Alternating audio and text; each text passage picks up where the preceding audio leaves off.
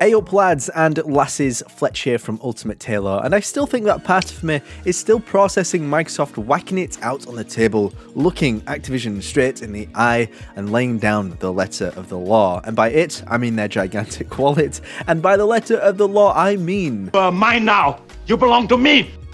But seriously, that is some crazy money Microsoft just dropped, and I think it's going to completely change the course of Xbox's history with some incredibly lucrative franchises under their belt.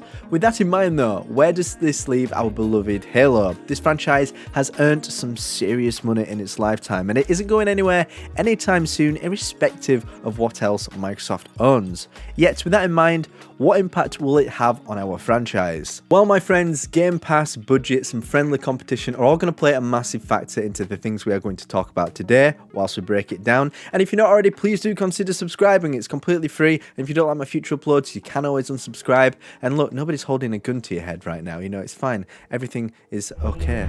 Ultimate Halo.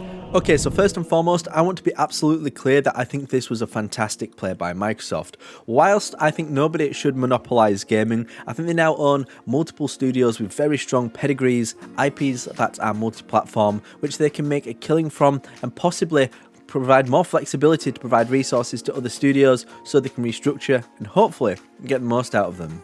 Look at it this way, if you previously had 4 studios making Call of Duty games, what if you reduced that to 2 and let them work on other IPs and further expand Xbox's portfolio of incredible titles? That's nothing but a net positive, rather than shitting out a Call of Duty every single year that clearly has not had enough time in the oven. Anyway, this isn't what we're here to discuss. We're here to discuss the acquisition and why it somewhat worries me, and it puts Halo under a lot more pressure than it's ever been to perform. Over the years, I've had insiders tell me that basically, the better your game performs, the more resources and budget you get for future projects. Which makes sense, right? If you push out shit that isn't high quality and doesn't sell, you're not going to get as much good stuff coming your way as a studio.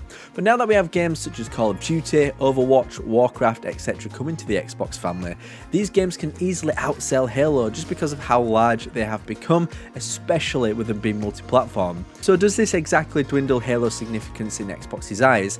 Well, definitely not, because it means that Halo, in order to keep becoming better, is still cementing itself at the heart of Xbox. It really needs to dig deep and still compete with Call of Duty.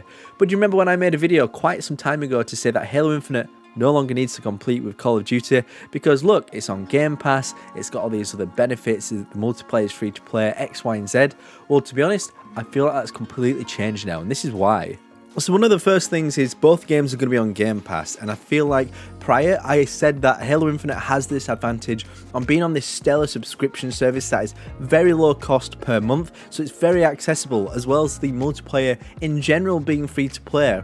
But now that Call of Duty is very, very likely coming to Game Pass, that value and advantage that Halo had as a franchise has, I don't want to say dwindled, but it's become less significant as a result of that.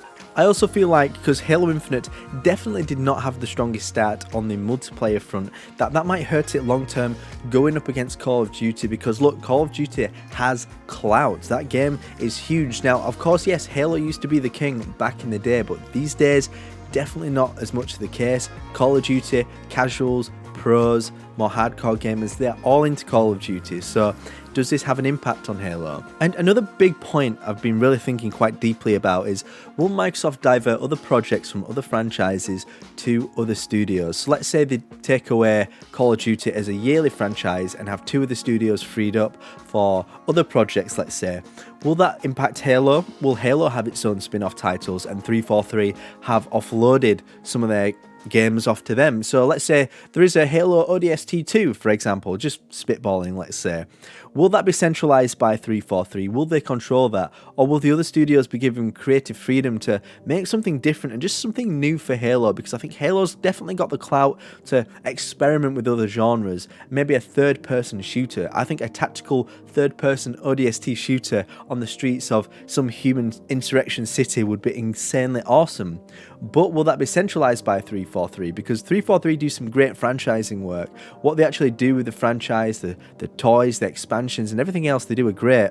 but will that have an impact on other titles? I think if that is handled right, I think that could be such a massive positive for the Halo franchise. But maybe if other studios aren't utilized correctly, then it could maybe hurt Halo and the potential that it could have in the future. So quite clearly that last point is kind of a bit of both. Will it hurt or help? And it depends which way it goes. But at the same time, I want to try and think about it a little bit more positively. What benefits does this have for the Halo franchise? Now, you could argue it like maybe, okay, Call of Duty coming to Game Pass, that means more people are going to play Call of Duty because they don't have to pay the money.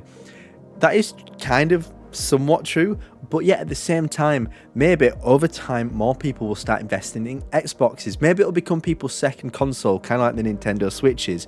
Maybe Halo will have a bit of a renaissance, and maybe we'll see the split between Xbox and PlayStation turn a bit more 50-50, because PlayStation since the PS4 has been dominant in terms of sales. So maybe things might balance out, and in that balancing act, maybe more people will be willing to try out Halo. And that is one of the big things about Game Pass. I think so many people will start to use it. And I think PlayStation fans, I don't want to start a fanboy war, but I think they do look at Game Pass and think, I would love something like that. It's clear PlayStation are working on it, but at this point, can they compete with the lineup and the offerings that Microsoft have? Because they have dug deep in their wallets and done something truly incredible. And lastly, in the intro, I did also talk a little bit about friendly competition between studios. Now, I don't think this is necessarily a thing. I think the Xbox family is very supportive of each other, and I think probably it's quite a great environment in that sense. Everybody's kind of rooting for other studios and their games to do well, which is awesome.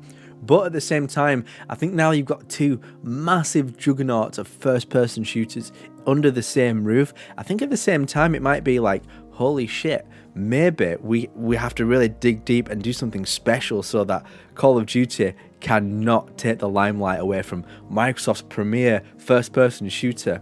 I don't know if that'll be the case. It's more spitballing at this point. But I think there might be an element of truth to that. So let me know what you think. Do you think it has any impact whatsoever? Do you think I'm hyper-analysing? Hey, I'm a YouTuber, that's what I'm here to do. Or do you think that maybe it might hurt or benefit Halo in some way? So let me know in the comment section down below. Once again, my name is Jack Fletcher. I will see you Wednesday for a top 7 videos. I will see you then. Subscribe now to Ultimate Halo for more unfriggin' believable Halo content.